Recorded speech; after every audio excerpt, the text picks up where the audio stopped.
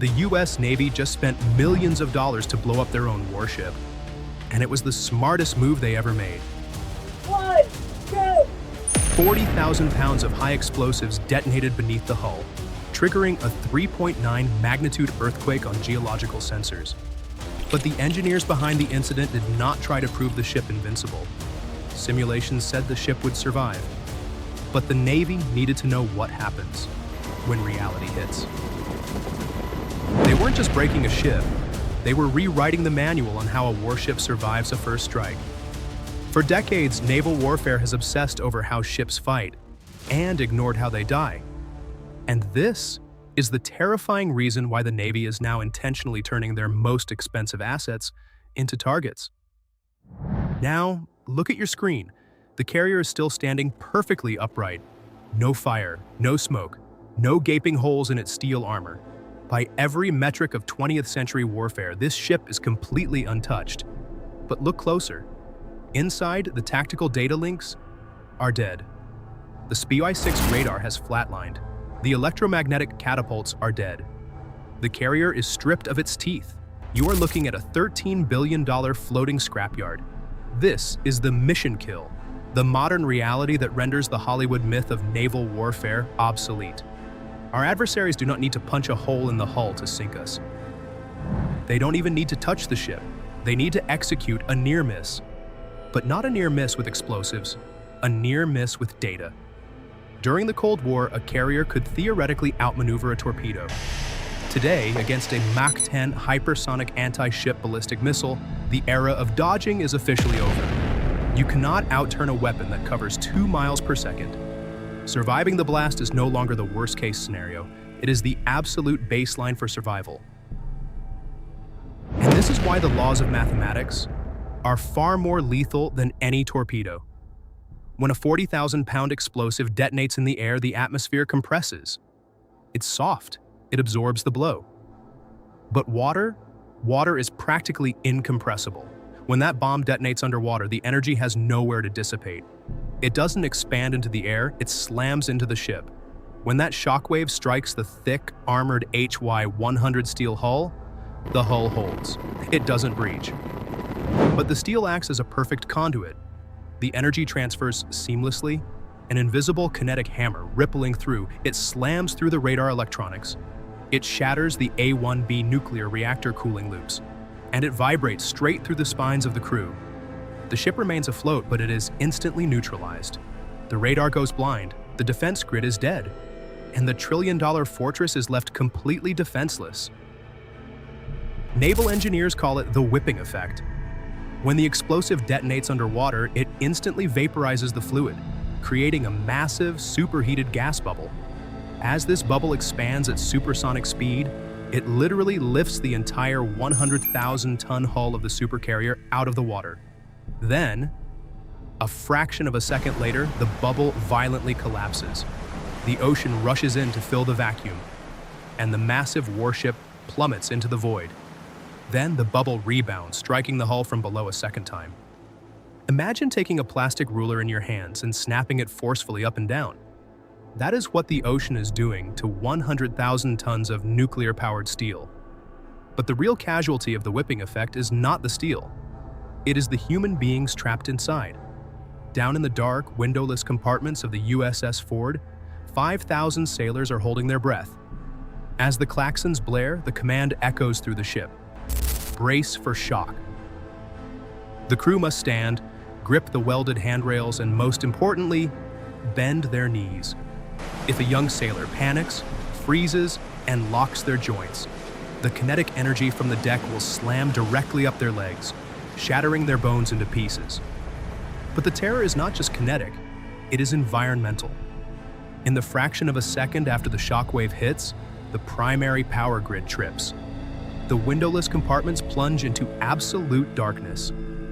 The $13 billion hull screams, right, a deafening shriek of HY-100 steel, bending under unimaginable violent twisting. And then, a terrifying, dead silence falls over the Combat Information Center before the emergency red lights finally flicker on. But bone fractures and darkness are only the visible costs. When a shockwave of this magnitude violently shakes the ship, it also shakes the human brain. For a window of 3 to 5 seconds after the blast, the crew suffers from instantaneous microconcussions. Equilibrium shatters, vision blurs, human cognitive function is temporarily erased. In those 3 seconds, an adversary's hypersonic missile can travel over 3 miles. This is the terrifying reality of human-AI collaboration. The Navy knows that after a near-miss detonation, the human crew is temporarily out of the fight. They cannot push the button to fire the interceptor. They cannot reroute the radar. The Navy knows this biological limit. That is why the human crew doesn't fight the blast. They pre-delegate the survival of the ship. Through the Aegis Combat System's Auto Special Mode, the machine is pre-authorized to inherit the war.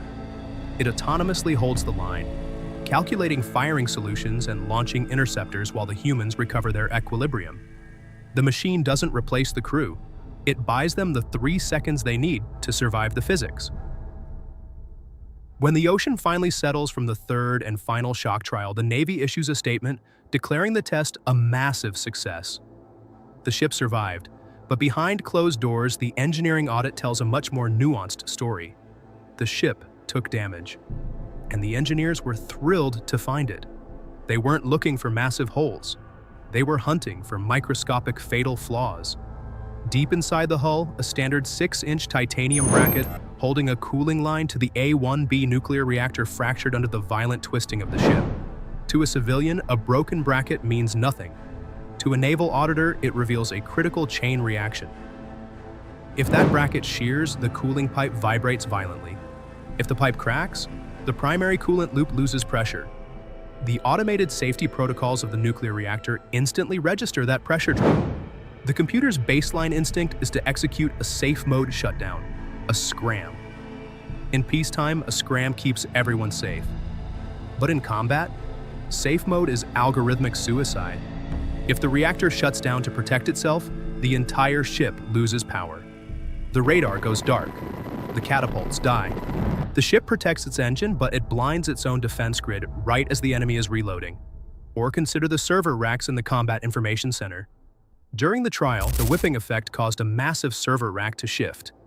It misaligned a delicate radar waveguide by exactly 0.08 inches. 0.08 inches of internal misalignment translates to a 50-mile blind spot in the radar projection outside the ship. One $200 piece of metal shifted, and suddenly, a massive sector of the sky was completely unguarded. Think about that. A $13 billion warship, neutralized by a 2/fraction-of-an-inch shift in a server rack. This is why the Navy engineers smiled when they found these broken pieces.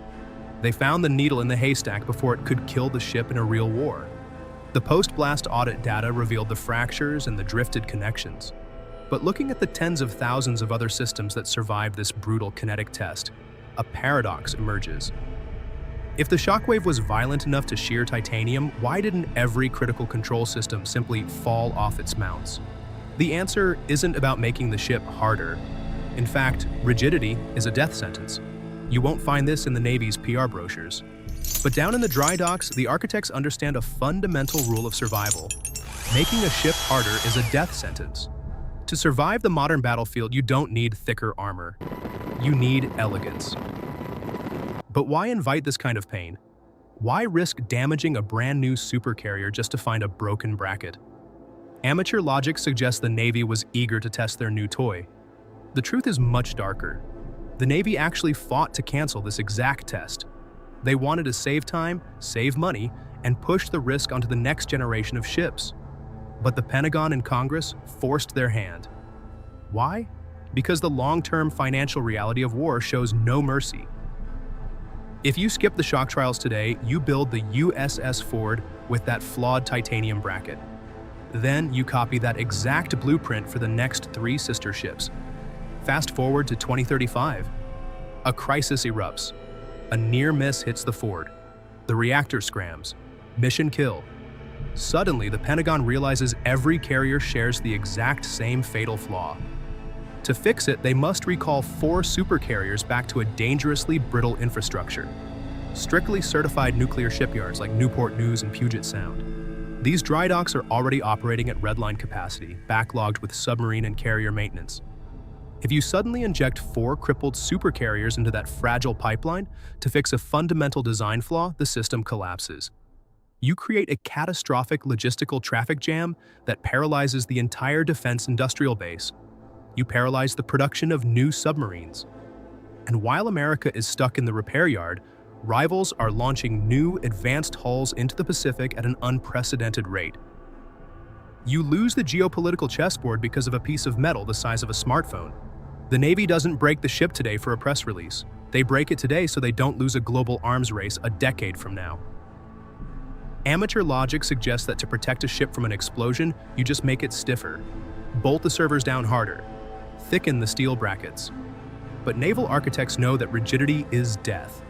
If you make a structure too stiff, the kinetic energy of a blast has nowhere to go. It simply shatters the component. The solution isn't more armor. The solution is elegance. Look inside the USS Ford and you will find that almost nothing critical is bolted directly to the hull. The massive radar server racks, the high-pressure piping, the electrical switchboards. They are all suspended on a brilliantly simple device, the wire rope isolator. These are shock mounts made of tightly wound stainless steel cables. When the shockwave violently throws the hull upward, the ship moves, but the internal components float. The steel cables absorb the kinetic energy, expanding and compressing, transforming the lethal shockwave into friction heat and slow, manageable motion. A $400 spring ensures that a $13 billion warship does not go blind. But that spring only works because the architects spent billions designing a hull capable of absorbing the remaining kinetic shock. The Navy doesn't build rigid ships anymore, they build ships that know how to bend. When the footage of the blast was released, foreign intelligence agencies analyzed every frame, looking for structural weakness. But they were looking at the wrong thing. They should have been looking at the sensors. Before the detonator was pressed, the Navy wired the USS Ford with over 5,000 individual accelerometers, strain gauges, and optical sensors. Every minute detail of the hull's reaction to the blast was recorded at thousands of frames per second. This created what strategists call a data moat. A foreign intelligence agency can hack into a defense contractor. They can steal the blueprints for a ship, but they cannot steal the math. You cannot perfectly simulate the whipping effect of a 40,000-pound blast in a sterile laboratory. You cannot ask an AI to guess how high-yield steel bends under that much explosive force without feeding it physical truth. If the baseline data is wrong, the AI's prediction is just a hallucination. You have to spend the money, risk the ship, and blow it up to calibrate the algorithms. By executing this trial, America fed its supercomputers the blueprint of reality. By executing this trial, America created a proprietary map of physical reality that its adversaries have not even begun to calculate. We started this journey looking at what seemed like a PR stunt, a massive explosion in the Atlantic. But beneath the surface, we found a meticulous, calculated audit. We found a crack in a pipe and a shift in a server rack. We found them and we fixed them. The physical war may be evolving, but for the USS Gerald R. Ford, the audit is complete. It has been broken, measured, and rebuilt. We destroy a piece of the ship today to ensure it doesn't sink tomorrow.